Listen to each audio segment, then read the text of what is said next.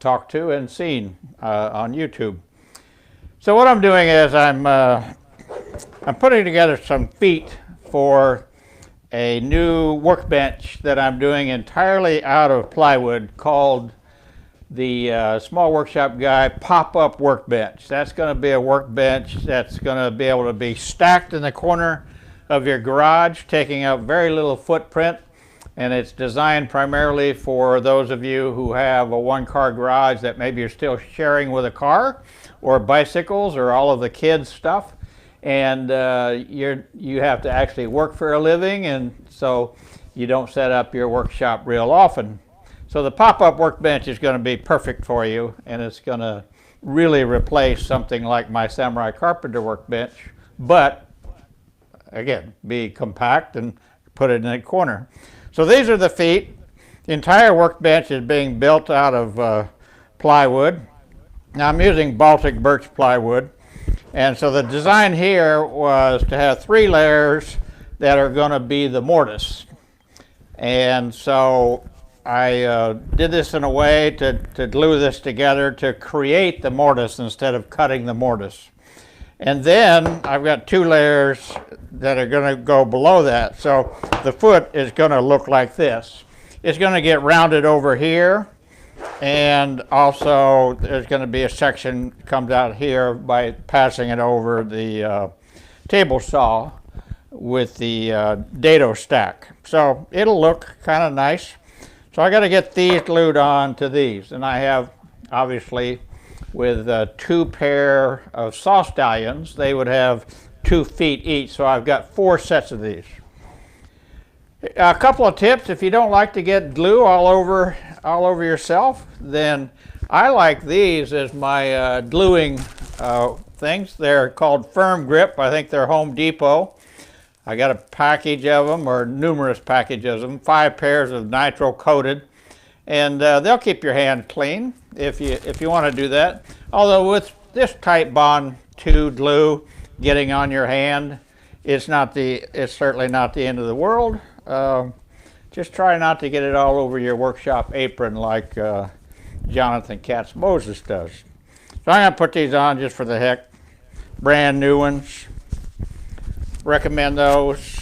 I can't put a link, I don't think, but I'm sure I can put a link to Amazon for something similar. All right, here's a tip that I'm going to try for the first time. I believe, and it makes all the sense in the world to me, that it will work. And that is to put paraffin wax. Paraffin wax. Paraffin is just a fancy term for a certain chemical formula. So I want to get a little bit of squeeze out. I think when you glue up, you want to put on enough glue to get squeeze out, but you don't want to put on so much glue to run all over the place. So I'm going to kind of pull this seam together. I don't want to get any paraffin wax down on the face that I'm trying to glue together, but I'm going to put it right here on this seam, and basically then when I get the squeeze out, that should not stick. It should come off really easily. This is a tip that I got just recently from a fellow named Dave Richards, who is a SketchUp guru. At least he's my new SketchUp guru. So we'll see how this works, Dave. So I got that set ready. When the key to doing a glue up is to get everything ready, and so I've got a little wet rag in case I need it. I don't like to rub off wet glue. It just basically smears it instead of rubbing it off. But sometimes you get a big run. Whoa. I think I'm a teenager with my voice breaking. Sometimes you get a big run and there's no choice but to take it off. And so I've got a wet rag, I got some dry rags, I got my nitro gloves. I've got some Morton salt. Morton salt? What's he going to do with that? Well, I'll show you. And then when the glue up dries and stuff, you want to take it off. I like to wipe things down before I do sanding and stuff with denatured alcohol. And I find that card scrapers and or putty knives are good for getting the bead of glue off of your seam. I think it's going to be really easy to do with that paraffin wax on there. I'll explain this Bessie clamp later. And the other thing is, I like to have a little piece of really slick backer board with the white laminated top on it. Not laminate top. And I just keep that over on the side of my workshop. Then when I do a glue up, I throw that on top of my Samurai Carpenter workbench, and then I'm not going to get any glue on my fancy vise covers or the bench that I spent so much time on. Let's see if I still got audio. Looks like I do. All right, so let me get all 3 sets of these, or 4 sets of these. I'll kind of figure out where my bottom is, hold that together so I don't get it on the face.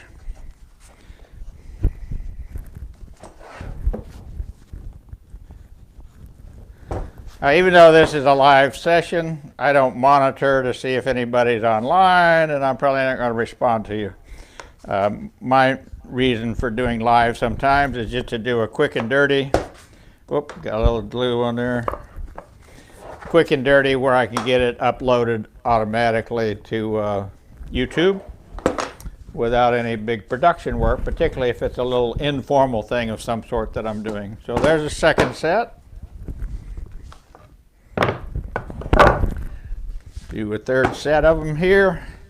I think Dave said the idea is to hold your seams together, putting that paraffin on there, so again you don't get it on the face where you're trying to actually have the glue stick as opposed to come off. Probably be better to clamp it together to put that on there, but I always have to do things the hard way. In other words, make mistakes and then realize in the future that I'm going to do it differently. Now, some people are smart enough just to not do it wrong in the first place, but that's not my style, not in my workshop. All right, let's see, one more here. Dave says that when you're done and it's dried up, that this comes off really easily with a card scraper or a putty knife, and particularly if you got any little bit troublesome, then use some mineral spirits and take it right off. Mineral spirits also shows you where you got any other glue. So paraffin wax, you can get it on Amazon. I'll put a link to it. You can get it in your grocery store over in the cooking, well, I don't know, yeah, probably the cooking section, I'm not sure. That's that. And so now we're ready to do a glue up. So what I'm going to do here is I'm going to put this piece is going to go on this piece, make sure I know what side's up, what's my better looking side. I'd rather not have this here, so I can put that down here on this.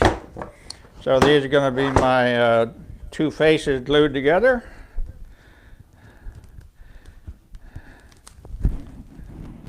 Using Titebond 2, these saw stallions, they're basically saw horses that are going to work as the base for the pop-up workbench. Anyway, these saw horses are going to be inside. I'm not going to store them outside, so I'm not using Titebond 3, using Titebond 2.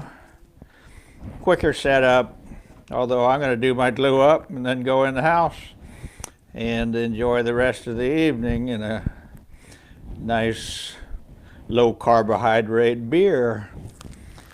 All right, another tip. You might want to buy a whole bunch of tongue depressors. Why? Just in case you get sick. Now, these tongue depressors can be used as an effective way to spread glue. Personally, I don't like to use all these different methods to try to avoid getting glue on my hands. You can buy these by the gross. Another thing you can buy by the gross are these little throwaway brushes. And so those can be useful for spreading glue as well if you like to keep stuff off your hands. What I like about this white laminate is I can throw stuff down on it, glue on it, and that's not going to stick because of the slick surface. All right, I personally just feel I get a better feel and a better idea whether I'm spreading stuff just by actually not using gloves. And that's a little, I can feel that's a little thin, so I want a little bit more on there. You want to get it up to the edges.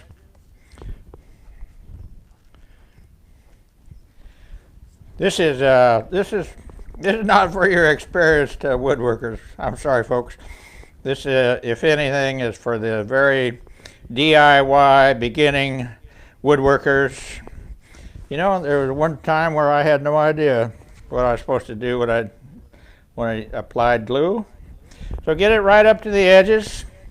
You'd like to get enough where there's some squeeze out, but not so much that it runs all over the place.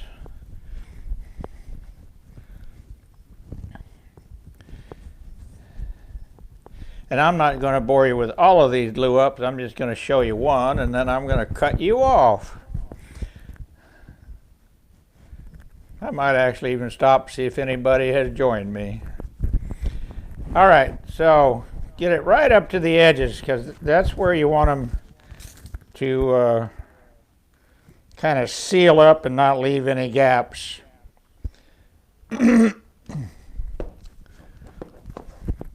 There's little glue applicators that a lot of guys use where they transfer their glue from the tight bond bottles to this little thing. I tried that. I didn't like it at all. I actually prefer the actual bottles that Tight Bond has provided. It's usually good to wipe the baby's butt when you're done applying some glue and shut that down. All right, here's something I'm going to do. I'm going to put this on top here. I'm going to salt it. So a little sea salt, Morton sea salt. And that's actually a bunch of little diamonds if you were to see it under a microscope. And that helps provide grit, but it absorbs and goes away when you want it to. So a little salt like that can be very helpful. Otherwise, these things slide around like crazy, and you have trouble getting them glued into place. Another technique to avoid things sliding around while you're trying to get your small clamps on is to use one of your panel clamps. So get that in. I'm going to pull the other clamps together this way, so this one is on the face, and when you tighten that down, you should be able to get things in place.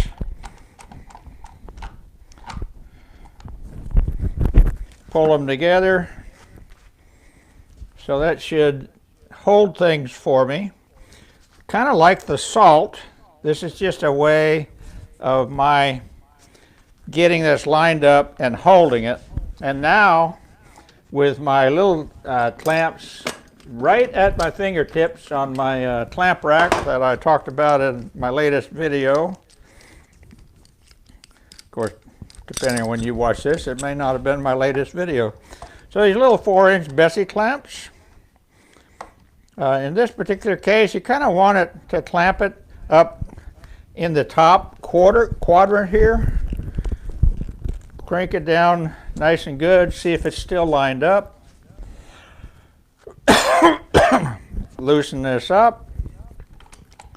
Now again, maybe you don't want to hassle with all this. Maybe you just want to pull it together and move it around. I just think this helps me keep things lined up. So with the salt and the panel clamp, and then I'm going to do these on one side, somewhere up near the top here. Crank those down. You probably don't want to crank them all the way. So you come back and tighten them all up kind of uniformly.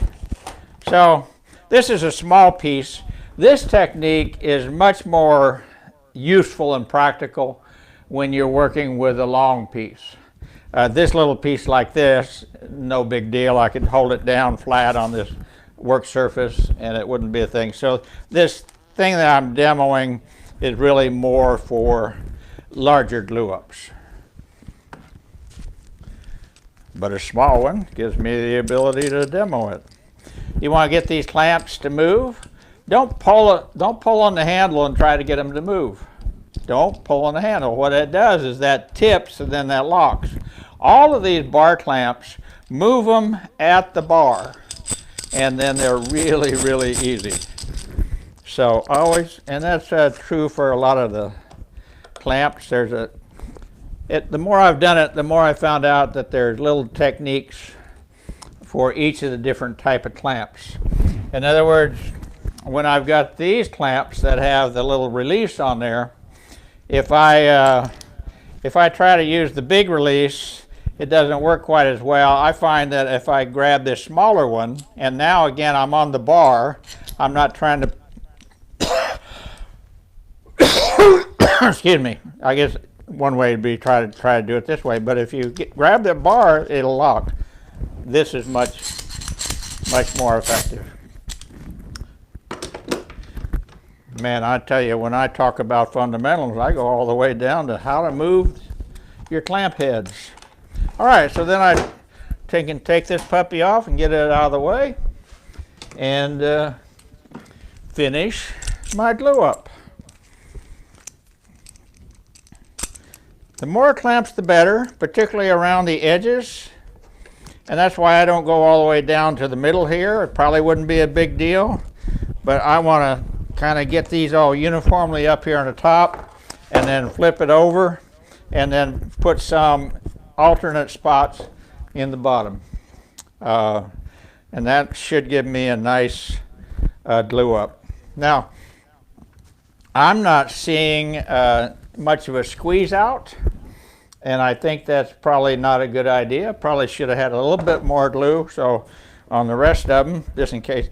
And I don't think it's going to matter for this, but for the rest of them, I'm going to add a little bit more glue so I get some glue out. Let me give you a closer up. Well, it was supposed to be. So, that with the salt, with the gloves, with the paraffin wax, and the panel clamp, those are just some little gluing tips that you might find helpful in your woodworking career. We go back to full screen. So that's all I'm going to do today. I hope some of you might find that helpful. I don't need my safety glasses when I'm gluing generally. It might be a good idea so I don't get glue in my eyes, but I need my safety glasses because they're prescription, and these are blended bifocals. That way I can see stuff up close. I got those from Sport RX, and they're, I forget the maker of this brand. I think it's Armor or something like that. But anyway, those were with bifocal prescriptions, trifocal prescriptions, and the protective lenses, and really sturdy, close to $400, $350 with a discount. So, but man, what I used to do is put on prescription, take them off, put on safety, switch to prescription, forget I had prescription on and not safety, put the prescription down, throw a tool on top of it and break my glasses. And so having prescription safety glasses is the only way to go when you get as old as I am. I have a little condition called age-related macular degeneration. In fact, I got a lot of conditions that are age-related, but this happened to be one that's a little bothersome with woodworking, because what happens is the very middle of your macula gets distorted from a little bump that grows with blood seeping in there, and then you get a gray area right in the middle. In other words, if I cover this eye and look at you with just the one eye, you disappear, although I can see the peripheral. So my hope is it won't deteriorate too fast, or it won't spread won't end up happening in the other eye, because looking down and reading rulers now is kind of problematic. So anyway, you don't want to hear about all my health problems. Hope you all have a Thanksgiving. This is the Tuesday before Thanksgiving, and hope everything's safe in your workshop. Small Workshop Guy, signing off.